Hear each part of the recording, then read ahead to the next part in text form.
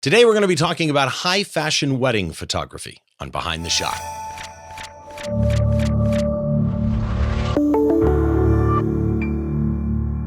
Hi, welcome to Behind the Shot. I'm Steve Brazill. This is the show where we try and get inside the mind of a great photographer by taking a closer look behind one of their shots, from conception to completion, all those stories and challenges that happen in between. As always, for this show and every show that we record, all the show notes are at the website. It's behindtheshot.tv. If you're watching on YouTube, that's easy as well.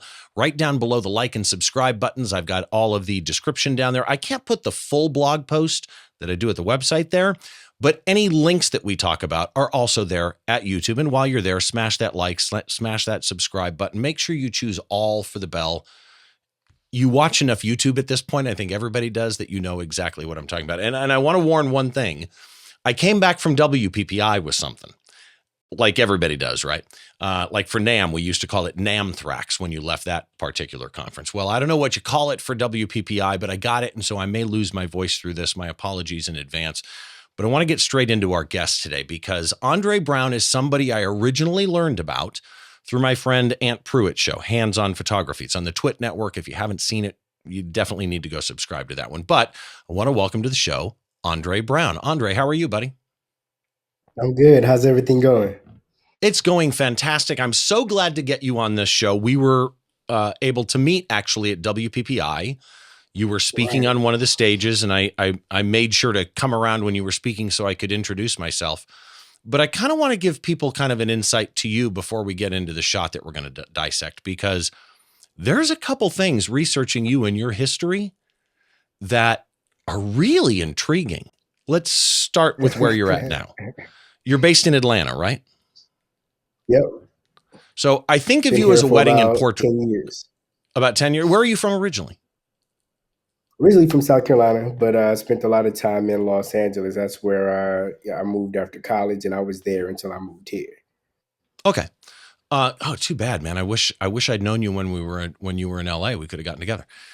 I think of you as a primarily, correct me where I'm wrong here, because I'm wrong all the time, a wedding and portrait photographer, but you also do videography for your weddings. Does that pretty much sum it up, or am I leaving anything out? Yeah, I do videography for weddings, but ironically, I do more portraits than weddings, because we only have so much capacity um, for weddings in a year. But I do upwards to 100 portrait sessions a year, primarily maternity, and some boudoir in there as well.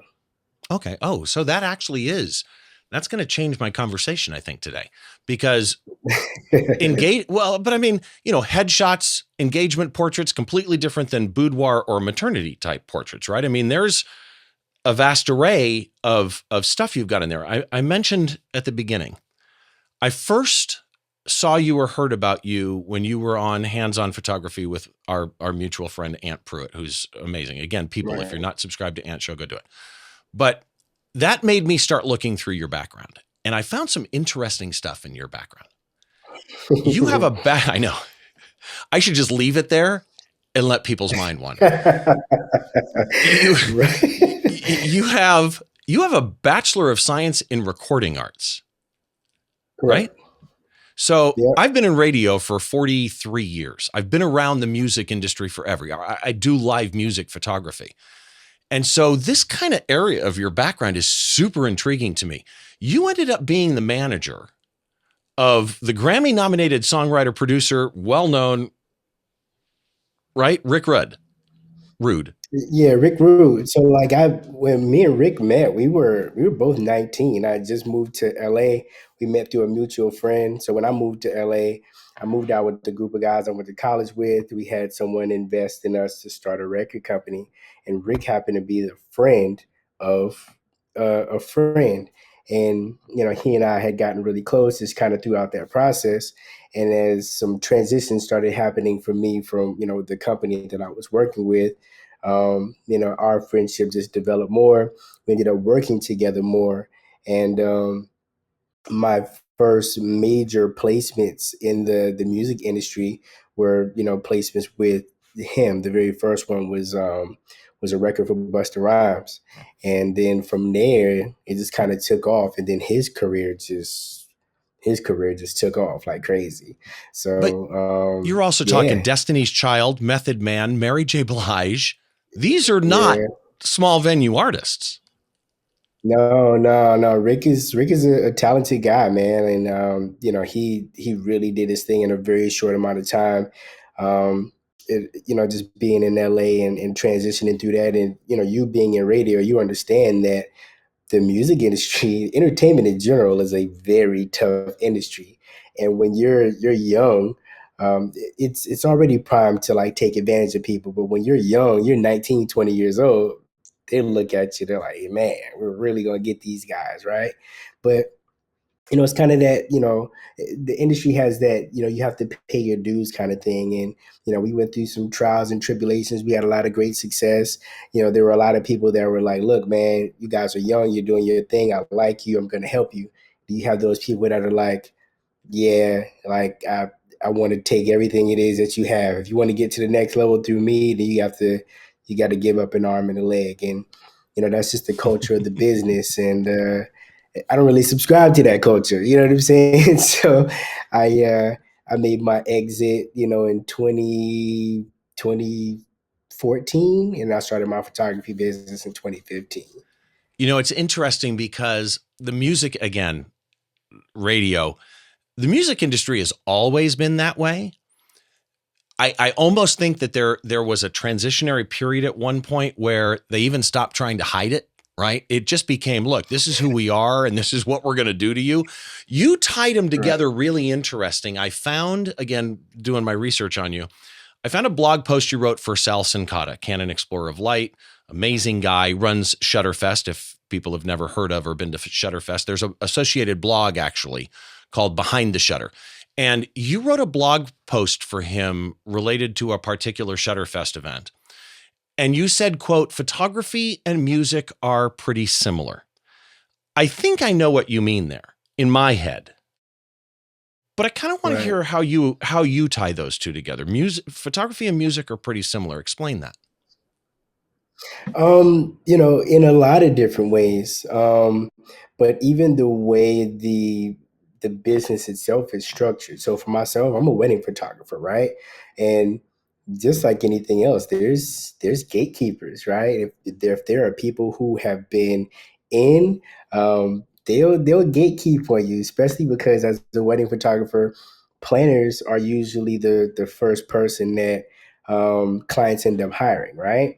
And if a planner has a better a relationship or a more vested relationship with another photographer, they'll block you, from getting jobs. I've had that happen. I've had clients tell me like, "Oh yeah, my planner really just didn't want me to hire you. They wanted me to go with their person," which I understand people have their friends, right? Like I would prefer uh to be able to refer my friend to a situation and have a client hire them, but I would never do it in a manner where I'm like kind of pulling somebody else down in order to be able to make that happen. These are the options. If you want my opinion on who you should hire, this is what my opinion is, right? But I would never just like go out of my way to make somebody not work with somebody. Music industry is the same way. It's like, you know I have a vested interest in this because this is what benefits me. You know, if you're not paying me or if you're not doing me any favors, then I'm gonna block you at any turn. And that's just how it is. So it's interesting because I DJ'd weddings, company Christmas parties. I owned a DJ business for 18 years. And Wow. when I did that, there were venues that I would go to where they would say to me, look, if you refer somebody to us, we'll give you a kickback. I'm like, I don't want a kickback. I want to refer, like, I don't want to refer people because I'm making money on it, right? I'm going to refer people to the people Right. I think are best for them.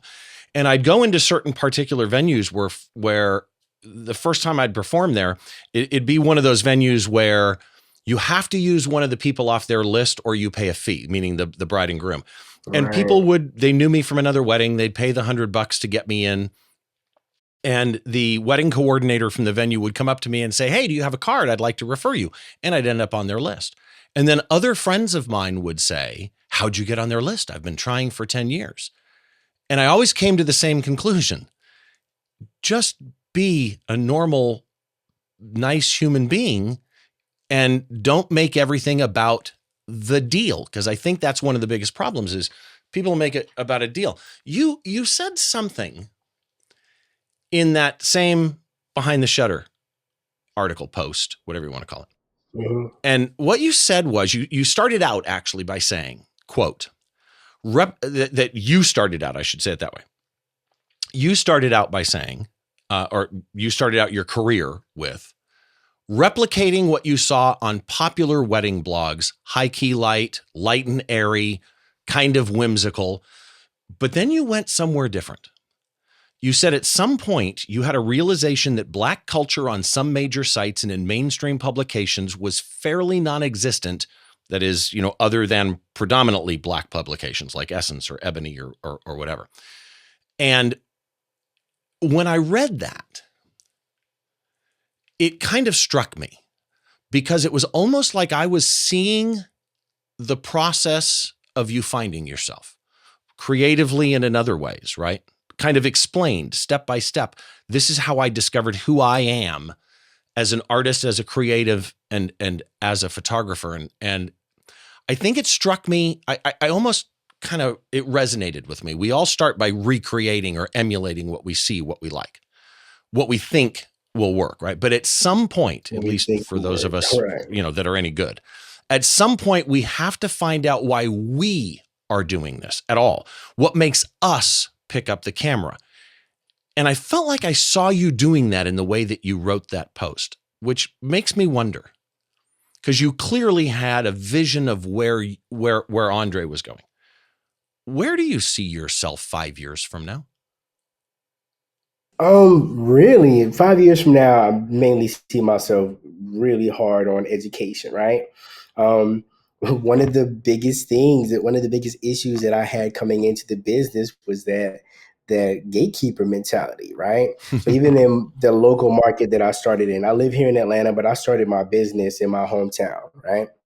And you know it sits between Savannah and Charleston. So there were two popular Black photographers in the area who sat on opposite sides, one in Charleston, one in Savannah, and they were doing the weddings all across, right? The across the low country. So if you're familiar with the area, it's referred to as the low country. So I reached out and I said, "Hey, looking to learn photography. I'll come assist. I'll come hold a bag. I'll come second, third shoot, whatever it is that you need, whatever, whatever." One guy, crickets, right? Um, the other guy, Isn't that interesting he though? Not to responded. I apologize to interrupt, but isn't that interesting that somebody reached out to want to learn from somebody and the mindset is I'm not even going to reply. Right, um, and the other guy, he replied, but he was just kind of like, it was just very snarky, kind of thing or whatever.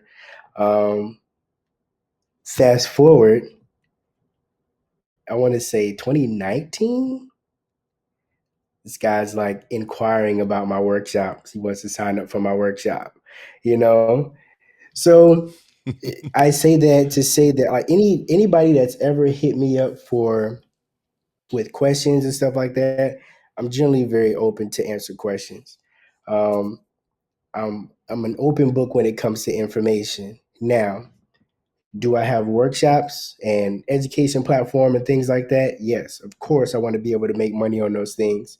My issue is I will answer questions all day long, but don't feel like I'm just your free encyclopedia, and then you go spend your money someplace else. Don't feel like, oh, I learned so much from you, but you only want free information from me and you don't want to, make an investment. With everything, there's an investment. You go to college, you spend money, right? You go to any sort of master class, certification, whatever the case may be, to get to the next level, there's an expectation that you have to spend money. When it comes to creatives and people who are in line with what it is that we do, people have the assumption that, oh, this person has information, they should just give it to me. Why? So it's when there's that entitlement that, oh, you should just give me information because I'm asking, that now I'm like, no, you're not going to just be hitting me up asking me question after question, but then you're not patronizing my business as well.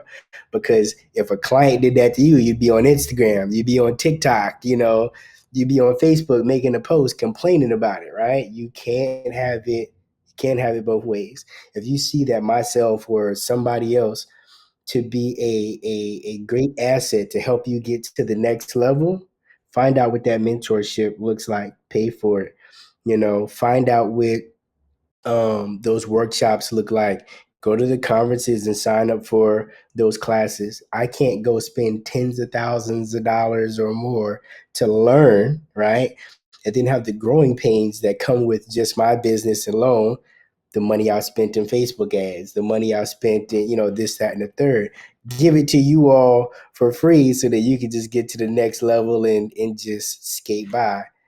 There's a cost for everything. Now the past couple of years there's been this famous thing going around. I think it started off as like a video meme or something, and the guy was it was basically something in reference to, well, I asked you I asked you to figure out XYZ. Uh, you you spent 5 minutes figuring it out. You fixed it, but you're going to charge me $20,000. I don't know what the number is, like $20,000. He's like, well, you're not paying for how long it took me to figure out your problem. You're paying me for the 20 years of experience to be able to figure out what the problem was in that 5 minutes worth of time, Right. right? So you can't have it both ways at all. See, I relate this. I'm an IT person by trade. I'm an independent IT consultant.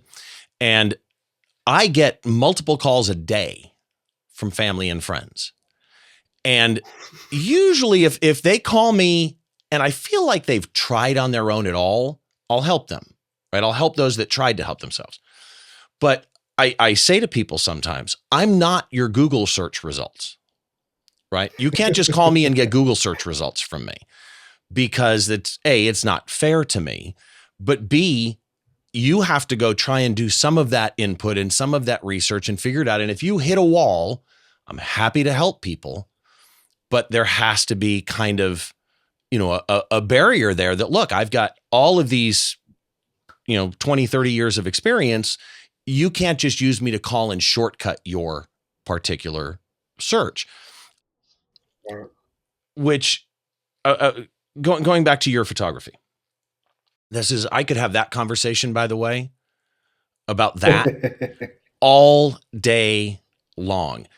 It happens in music photography where honestly, I get people send me emails and say, hey, I love your show. Here's a Dropbox folder of photos. Would you mind looking through and critiquing these for me? And I'll go in there and there's 40 photos in there.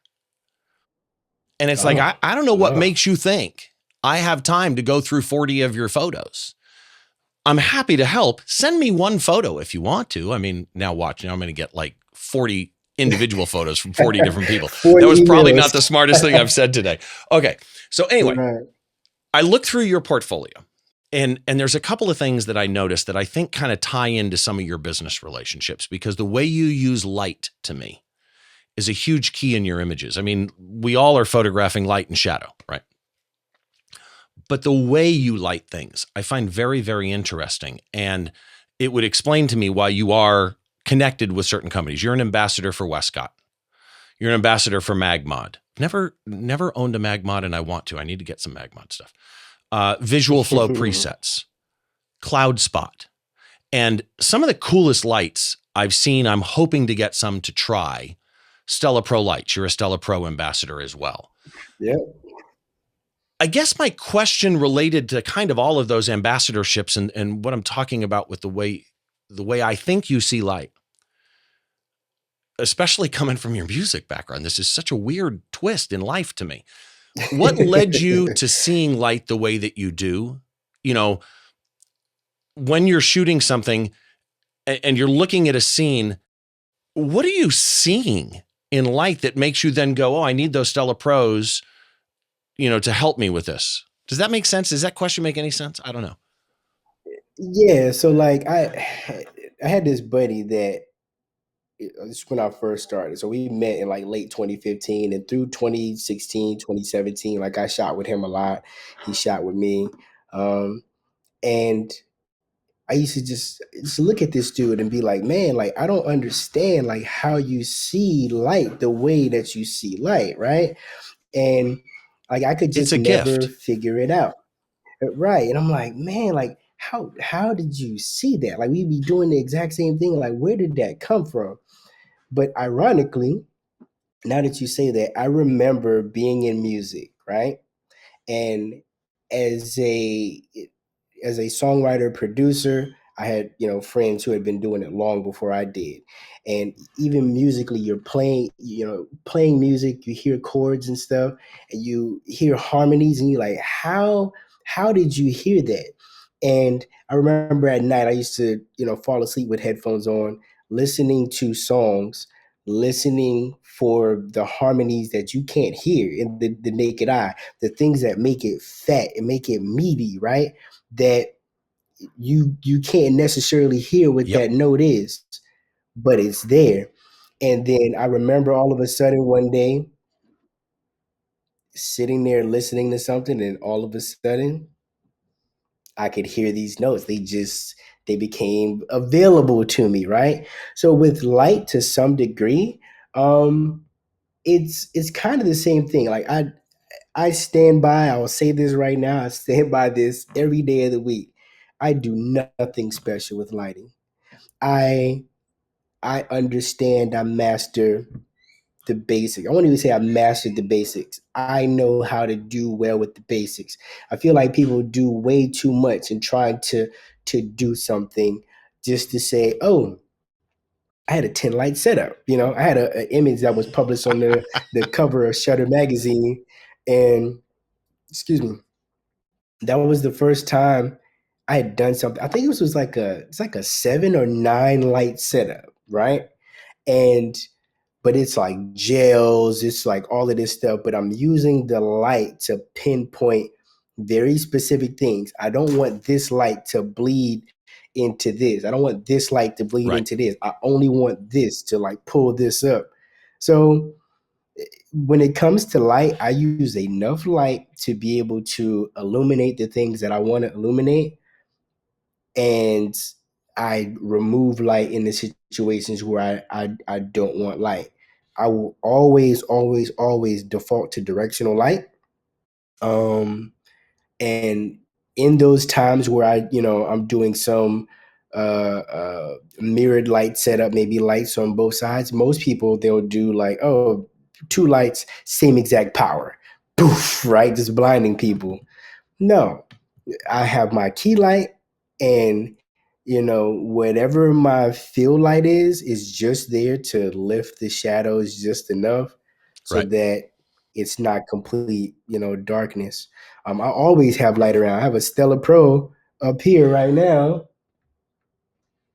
I can't get to it on a little angle, but I have a Oh, I StellaPro up see it here back right up there. now Yeah. that is, yeah, that I have set up. I can't get the my arm around to light it up, but I use that as a little separation light for me on this side. So um, when it's all said and done, I want the lights to do whatever it is that I want them to do, and only those tasks and nothing else.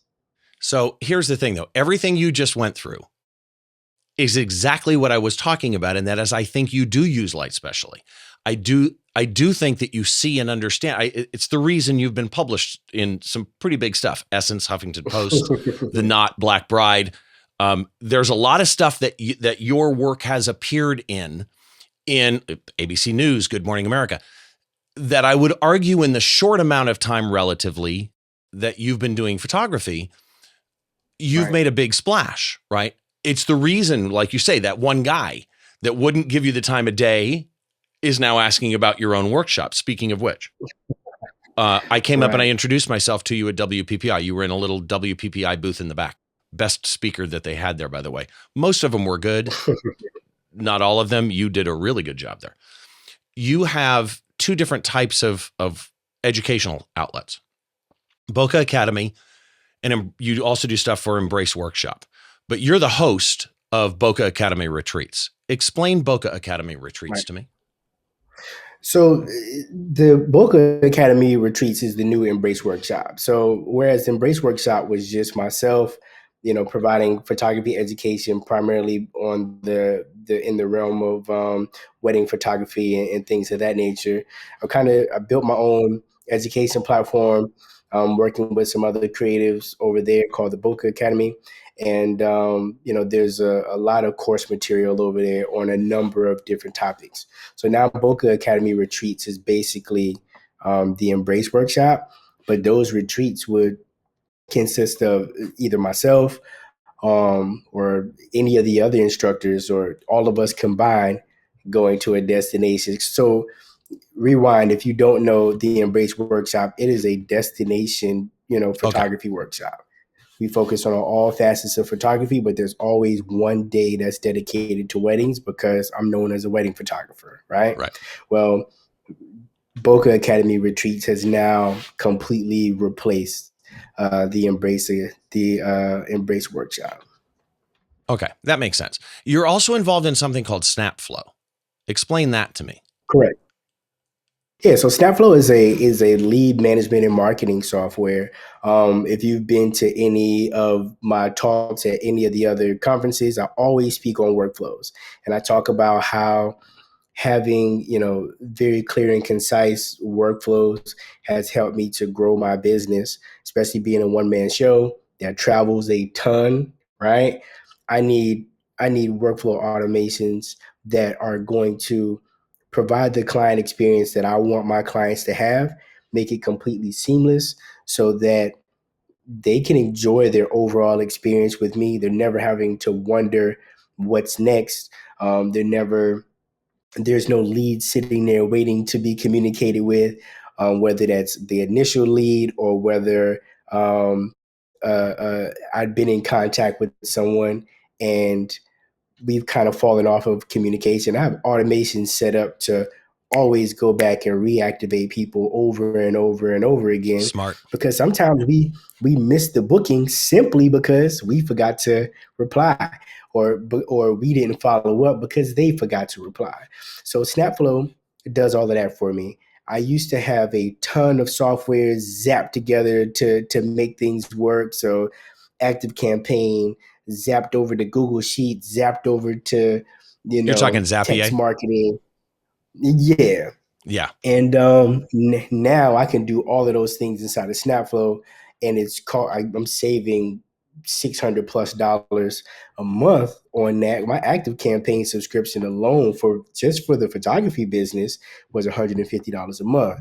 So when you add Boca Academy to that, then it goes up. Then you start adding the fact that I have a separate list for photographers who want to learn from me, right? Prior, that list, goes up. So on and on and on. Now with SnapFlow, I can have it all tied together. I don't have to worry about if the Zap failed. Everything is all within that same system. And again, I'm able to create that seamless client experience. I was not super familiar with SnapFlow until just now, and I don't have a lower third for this. Is there a website for SnapFlow? Yeah, just go to snapflow.co. You'll have all of the information there. I believe I checked earlier. We're actually doing some changes, some development on the site right now. So if you happen to go, today and there's an issue, just go back tomorrow because we're working on some stuff at the moment. But yeah, I mean it's super cheap in the grand scheme of things. Always just going to be the low price of $99 a month, and you have access to all of those features without having to, again, Frankenstein a workflow together. A little bit of this, a little bit of this, a little bit of this. SnapFlow does it all for you. You said .co, right? Not .com. Yes, .co, excuse me. Okay, .co. SnapFlow.co. So I have wedding questions for you. Mhm. because, and again, folks, we're going to bring the picture up, but I'm having too much fun. Wedding photography is so damn hard, right? As a music photographer, we all think that our genre is the hardest, right? I think music photography is the hardest. And every wedding photographer you talk to says, oh, that's the hardest. And every infant photographer not only is insane, but also thinks that their photography is the hardest. But wedding photography is difficult. It is also low light action photography like what I do. Plus it's bride management and family management. There's so many aspects to wedding photography. How can a new wedding photographer, somebody that wants to go shoot their first wedding, when they go shoot or get into wedding photography, what's one thing they can do to be better prepared for what they're going to experience? Um, if you want to be a better wedding photographer, if you're new, my suggestion to you in the very beginning is to second shoot and assist as much as possible. Um, prior to shooting my first wedding, I'd only attended one wedding, right? And I technically didn't attend. I was in my sister's wedding. Um, but you don't really get to like take in all that is a wedding day, when you're inside of a DIY wedding, because now we're setting up tables, we're doing, Right. so that's straight DIY style. So I didn't really have a barometer for what the day was like going through the process and everything. My first wedding, I just had to like figure it out. Oh, what's going on? Oh, okay, cool. Oh, this. So there were things that I missed on my first wedding that I just didn't know that I was supposed to capture, right? Um, Now I second shot my first wedding the day after I shot my first wedding. Backwards. So Okay. now, right. So now I'm like, okay, well, I didn't do this yesterday, but I know to do this the next time around. And it kind of started giving me direction for what it is that I need to do to build out a complete a wedding story when it came to photography, right? But I I second shot way more in my second and third year than I did my first year, and I shot 34 weddings my first year, right? So I wish that I had had the opportunity to work with these other guys prior, learn more about photography. Um, I like to think that I'm a decent photographer, but I feel like I would have excelled further having the knowledge of this is the barometer, right? And then now there's only up to go from there. Yeah. That makes total sense. I mean, let's be honest. We stand on the shoulders of those that came before us. And 100%. second shooting is basically getting that knowledge from somebody that came before us. Before we get into today's image, just a quick reminder for you that this show is available wherever you get your podcasts. It's available in audio or video only. Video or audio only format. Also, of course, the video is available on YouTube. There is a blog post at behindtheshot.tv where I write a little bit about my guest, Andre, in this case. I've got a small gallery of his work. And then any links that we talk about are there. Plus, if you're watching on YouTube, down below the like and subscribe and bell and all of that, which you should smash on your way down, we've got all the links that we talk about there. I can't do the full blog post there. There's some limits as far as that is concerned. And then, of course, if you want to find me anywhere, you can always find me on social media at Steve Brazill on Instagram, Twitter, or Mastodon. And then Behind the Shot TV at Instagram or Twitter. Reach out anytime. And I want to get into today's image because this is one of those images that when you and I were going back and forth talking about what image we were going to talk about today, and I pull them all up and I had one in mind, like instantly this one came up and I call my wife in. I usually do that. Honey, which shot would you like to learn more about? And sometimes I send them to my friend Troy or Scott or somebody like that. You know, Scott, which shot would you like to learn more about? And this shot jumped out at me. And as I was prepping for the show, I learned something about this shot after we had picked it. You entered this photo we're going to talk about into your first ever competition. And your first ever competition was the WPPI image competition. It was back in 2019, which is one of the toughest competitions that there is. They did not do it this year, which is a little weird to me. I hope that they bring it back. But your first competition was this Nightmare WPPI image comp, and it won 2019 WPPI Silver Distinction Award. It won the 2019 WPPI Wedding Division Bridal Party Award. It got second place in that one. And this is the image. First of all, congratulations on the awards on your first competition. That's amazing. But I've got so many questions I want to break down in this shot. First of all, for those like me that like to try and reverse engineer a shot, let's talk assembly of the shot first, okay? My understanding is this was shot on a Canon 1DX2 at the time, 24 to 70 2.8 Mark II.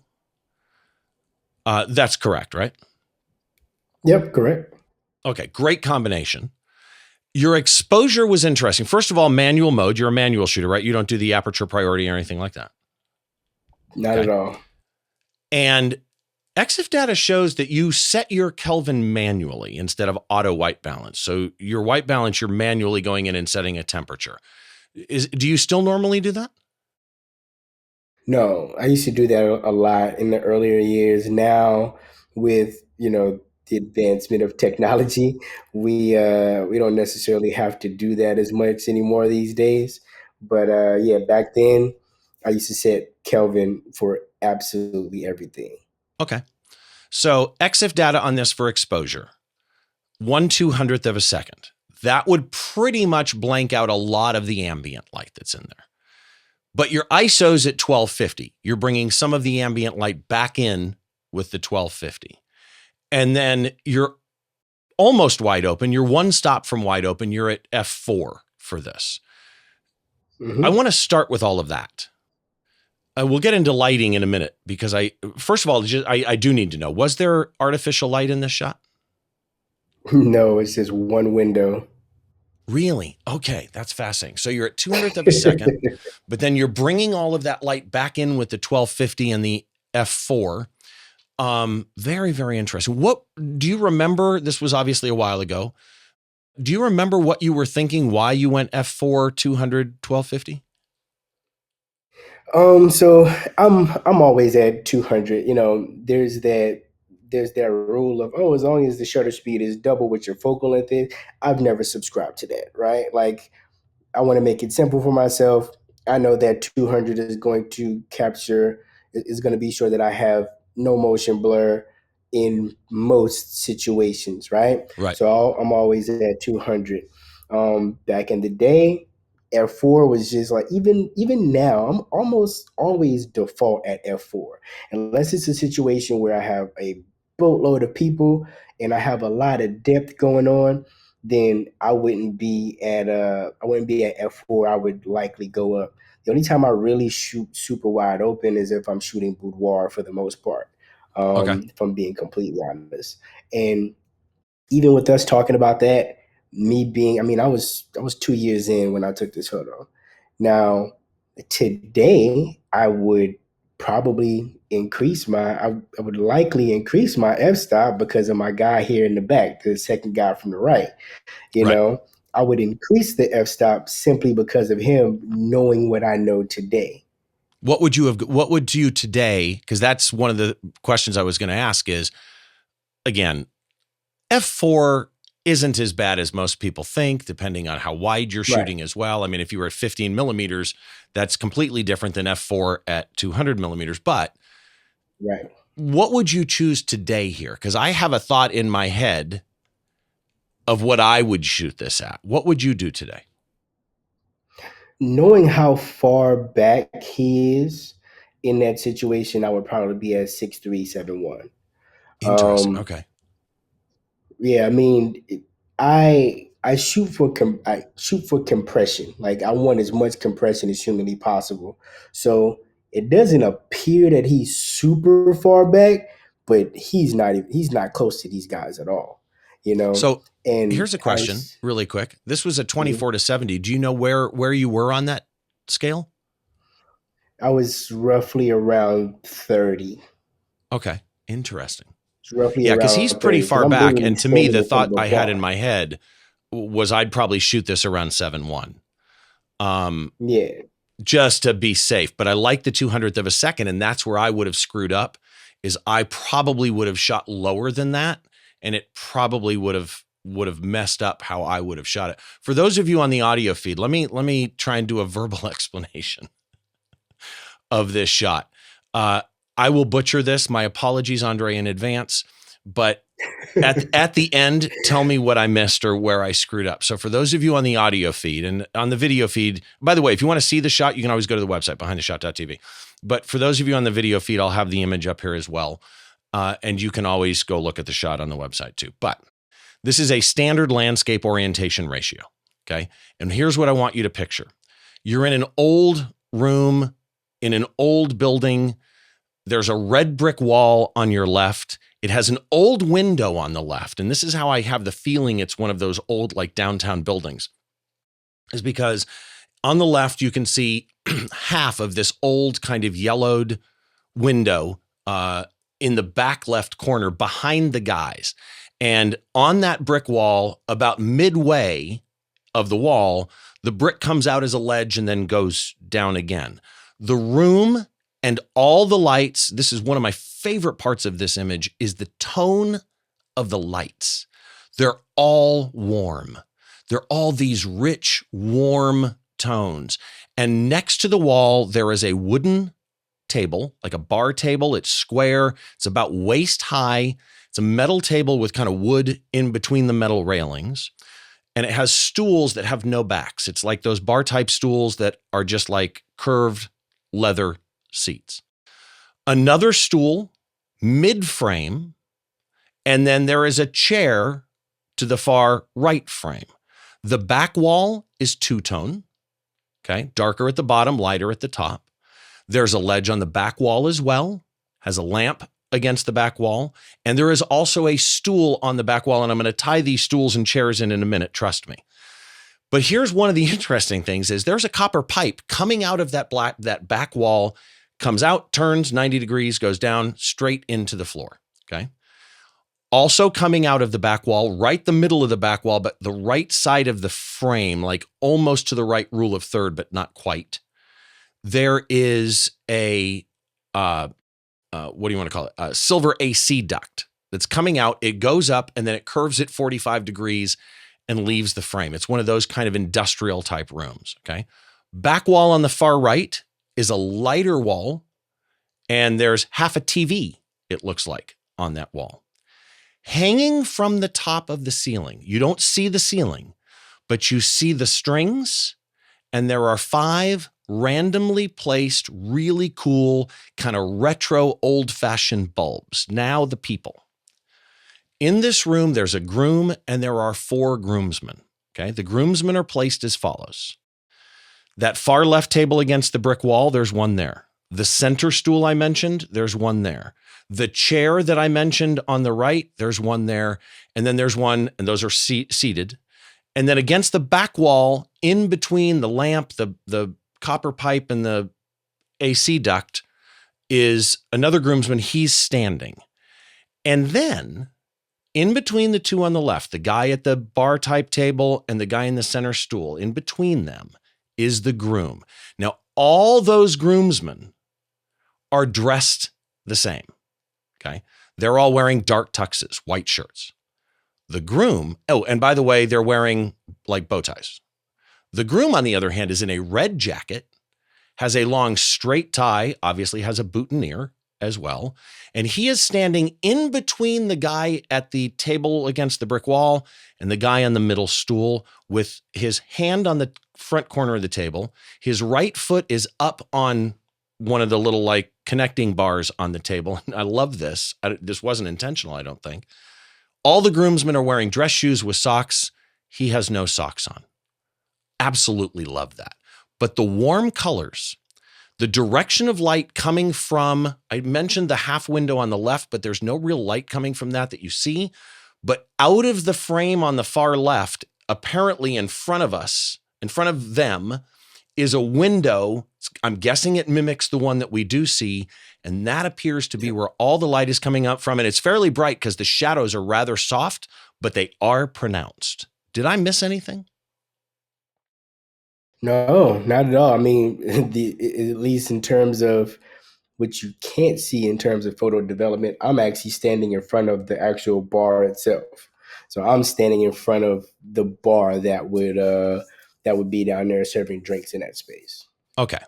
So there's so much I want to go in through here, and I want to start with the composition and the posing, because there's a number of things in here that work to me to its strong advantage. Odd numbers, right? You have an odd number of lights. You have an odd number of men in the room, right? Combined with their placement, which seems random, they're staggered, but they're not. Like the three guys on the left are pretty much in a straight line. The guy in the chair is a little forward. You have the other guy in the back. It's also natural of where people would be. But then the posing, no one is posed the same. The guy in the middle, one foot's up on the stool, his hands are clasped. The guy on the table is actually leaning forward onto his elbow. Not the typical photographer, oh, sit up straight.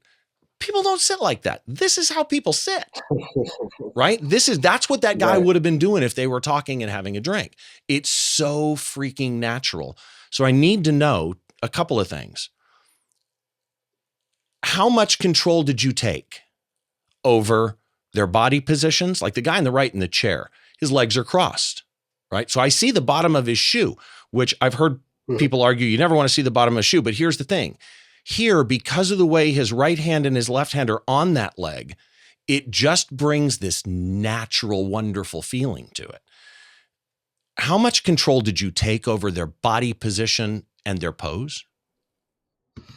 Any pose shot like this, you know, I've become kind of known for these group shots. Any shot that you see like this, I pose every single person, every hand, every Really? foot, Okay. Wow. every every expression is all me. Now the guy on the left hand side, closer to the ledge, initially he was sitting in that front bar stool, and my issue was because he was so close to the light source, he was super overexposed on the one side, but I had him turned in toward the rest of the guys. So with him being super overexposed on what would have been his backside, the Right. front side went into too much shadow and I couldn't see him. So I had him go up around the groom and stand on the back side of the table. Now, the gentleman second from the right, he was initially standing further up, closer to the guy on the bar stool. He's there because that is where the natural light exposure hit him. When he was further up, the light from the guy sitting on the stool was casting a shadow. I moved him back a little bit. It wasn't far enough for the light to hit him, and I just kept telling him, "Go back, go back, go back." And once the light hit him the way that I wanted it to hit him, then it was fine. A gentleman Which in the let chair, me he's interrupt you. I literally. apologize, but where you positioned him, Mhm.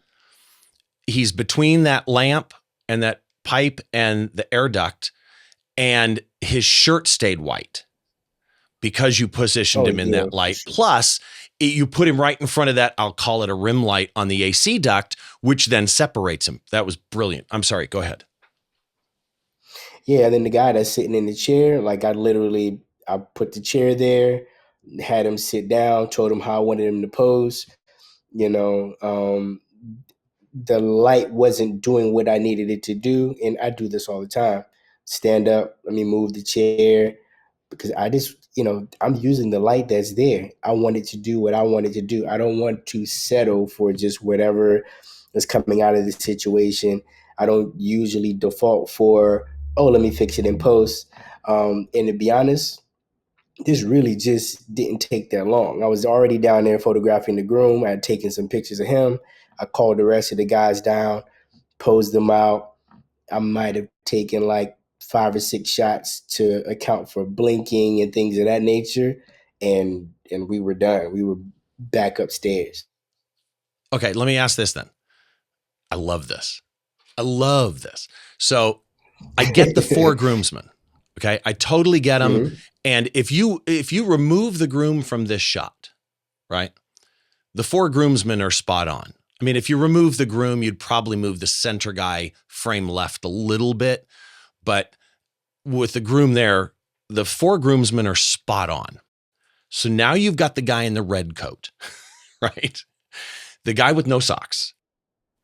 What made you, what were you thinking when you had his position and pose? I was already shooting him the like that before I had the guys come down. So I Okay. shot the groom portraits of him standing there. I shot some regular. I shot some with him with his foot up, and overall, I just liked the way that it looked. So I positioned everybody else around how I already liked him. Most people would have defaulted for the groom being in the middle, right? Um, I am very anal about symmetry, but I love asymmetry. So if you look at this photo and you look at any of my other group photos, you'll see there's usually some sort of asymmetry going on. High lows, even the same thing when it comes to like me shooting reception decor. I'm doing the same thing. I'm setting up my room shots to get that high low type situation going on. Well, plus you've got the rule of odds here with 5 bulbs. You've got 5 guys. It's the rule of odds, and yet there's symmetry that it's 5 and 5. Might be accidental, but it freaking works. But Ex- then Accidentally taking for that sure. groom with the red coat and throwing the balance off adds so much. I can't, people who know me know I'm not a fan of a Dutch angle, right? But it does kind of what a Dutch angle does. It adds complexity and energy by putting the groom where you did. I love this. Okay, so here's the question then. If there's no artificial light here, Mhm. you positioned them each individually to get the maximum lighting you wanted for that person. Not maximum's the wrong word. The best lighting, the way that you Right. wanted them lit for each person. Not so much quantity of light, but the light you needed for them. Okay, so you shoot this, you take 5 or whatever shots, like you said, you get back to the computer. What is your normal post-processing workflow? Ingestion, Lightroom, Photoshop? What would you have done to this image? I bring everything into Lightroom. Back then, I was culling in Lightroom. Whoa, you know. So I bring What do you everything use into now? Lightroom, and I do use Lightroom, but I cull in Photo Mechanic. Oh, I love Photo Mechanic. Okay, I'm sorry. Go ahead. So you get it into Yeah, Lightroom. it's fast. Yeah, so I get it into Lightroom. This is one of the ones I took it, so I'm excited about it. So I get in there really quick, right? And I'm going through and I'm editing and I'm bringing out shadow detail um, because again, it, ironically, I just been a WPPI the first time about a month before this. Sat in on image competition and they one of the common things that you hear is about shadow and detail. Oh, you need to have shadows in the detail. So I'm looking. I don't want any blacks to be super black because then it gets it can have like that muddiness when it comes to the highlights. I also don't want those blown out. Which at back then I wasn't paying attention to histogram either back then, right? So I probably could have done better on the highlights, but I really just wanted to be sure that I controlled the color of the shirts. Right.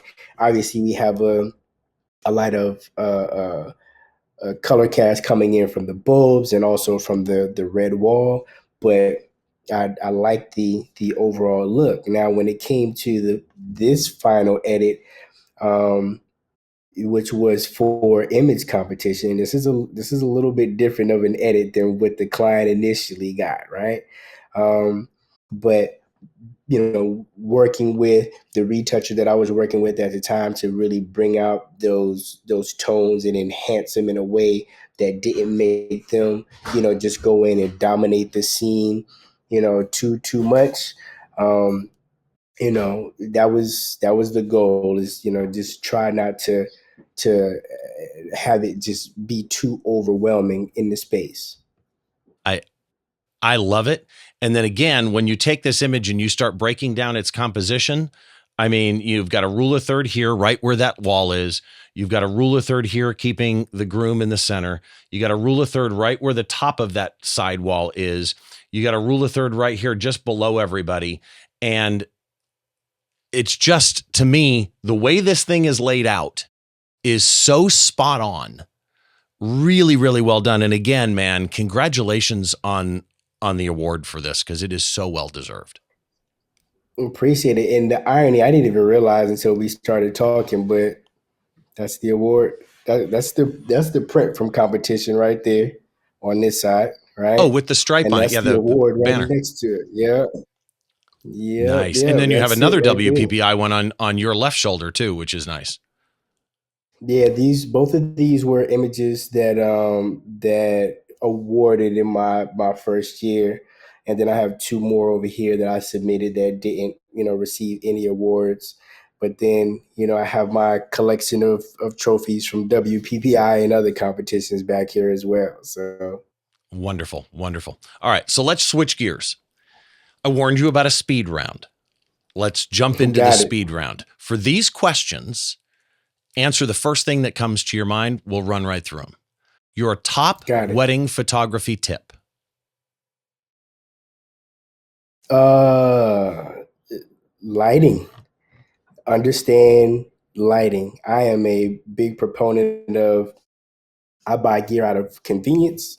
So, I even though I use strobes throughout the day, I always keep a StellaPro with me because it's quick and I can, I call it my rover light. It's usually like on a nano stand Mhm. with some sort of softbox on it, and I just grab it and go, and I use it to do whatever it is that I needed to do right in that moment.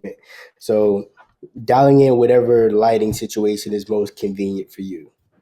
Okay. And also, the Stella Pro are kind of nice because they can be flash or they can be constant light. Next question. Top wedding videography tip.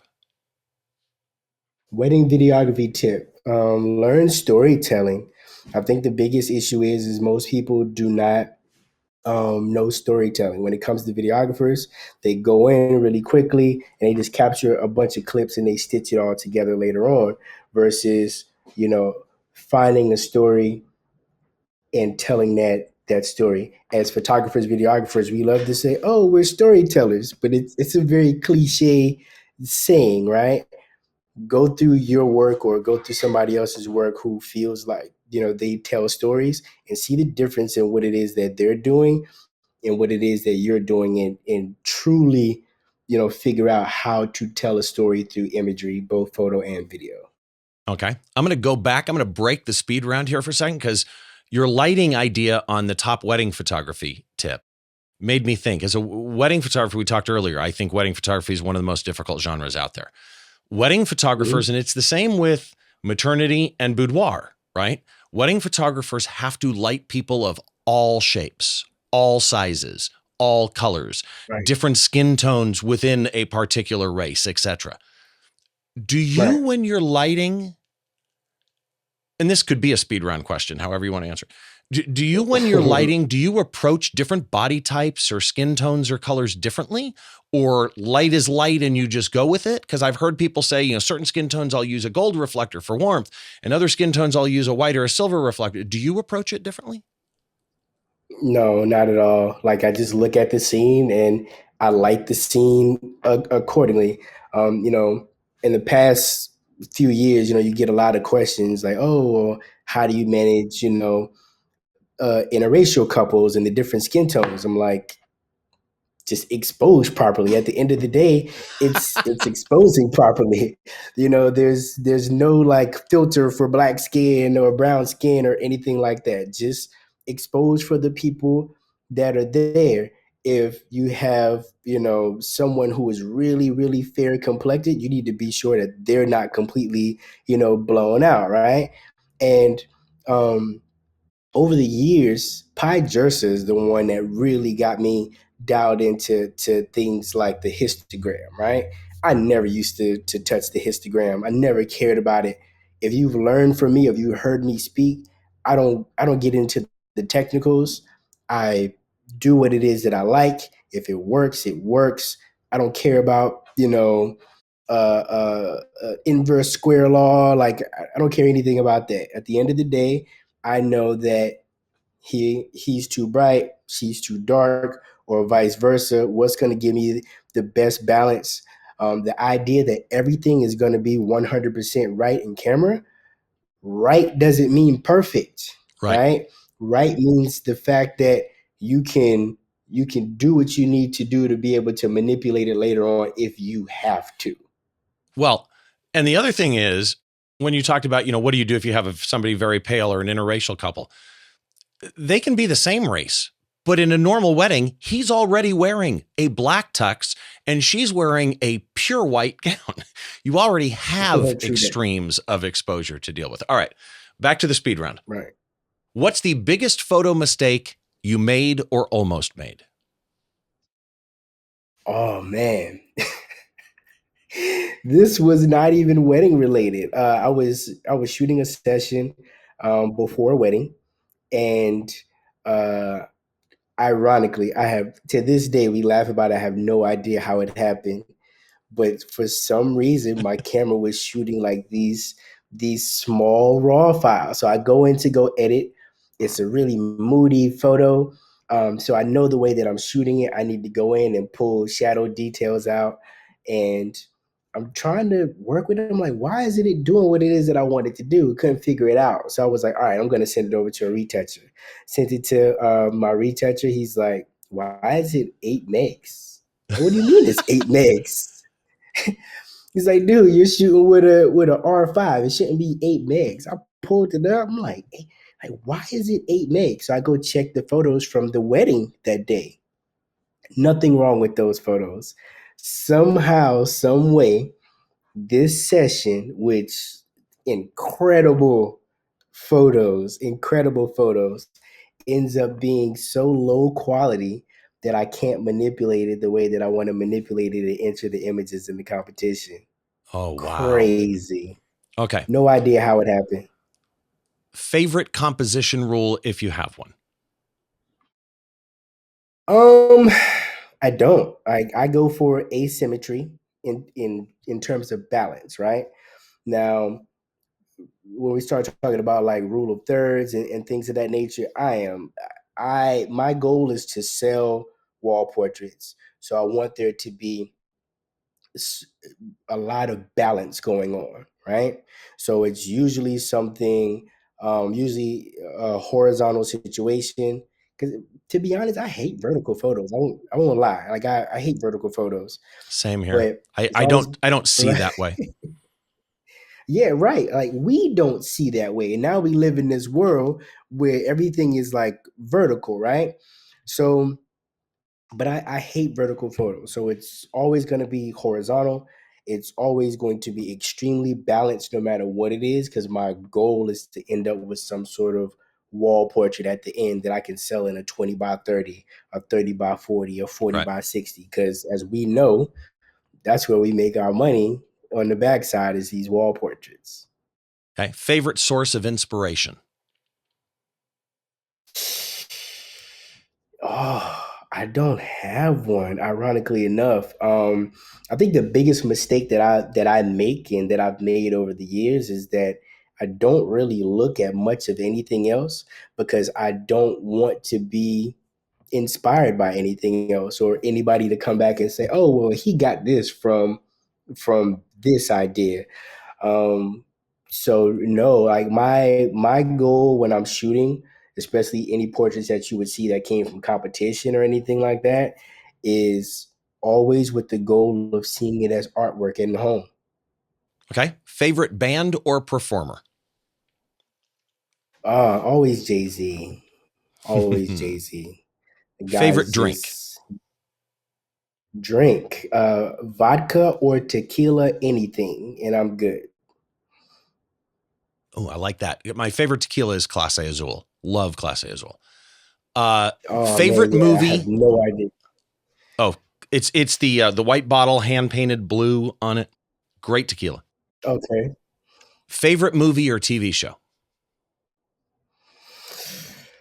Favorite movies always hands down going to be Love Jones. TV show. Oh, that's a hard one, man. I mean, and I watch a lot of TV, man. So I could go back to like LAPD Blue. I could go back to Law and Order. I Ooh. could watch Law and Order all day long.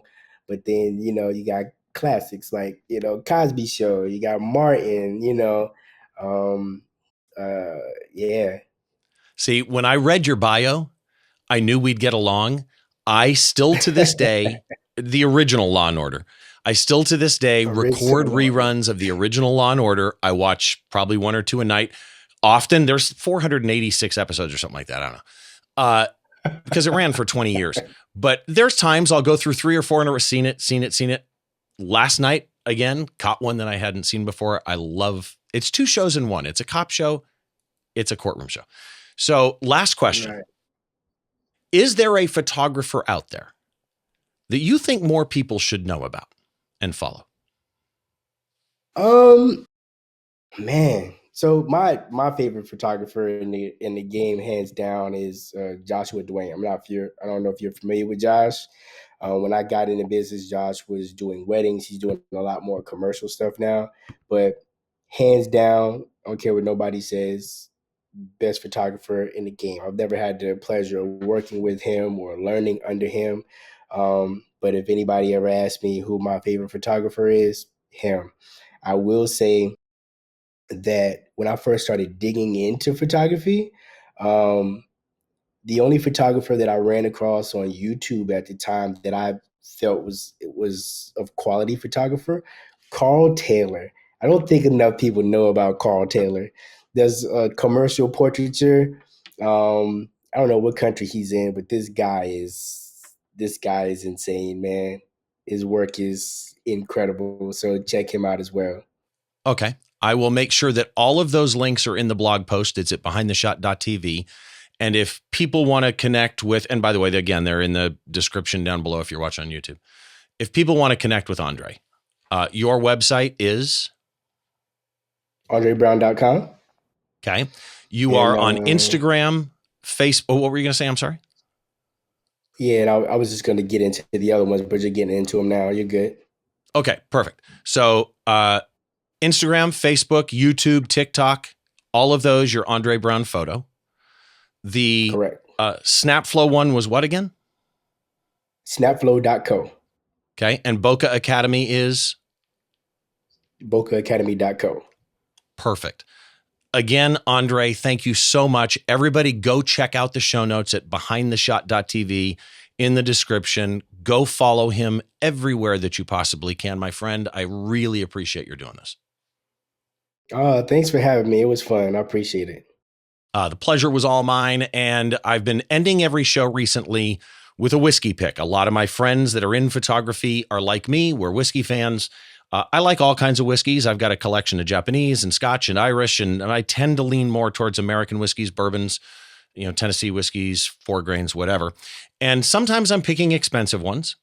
Sometimes I am picking, very average ones you can find anywhere, and that's what it's going to be today. I am a Jack Daniels fan.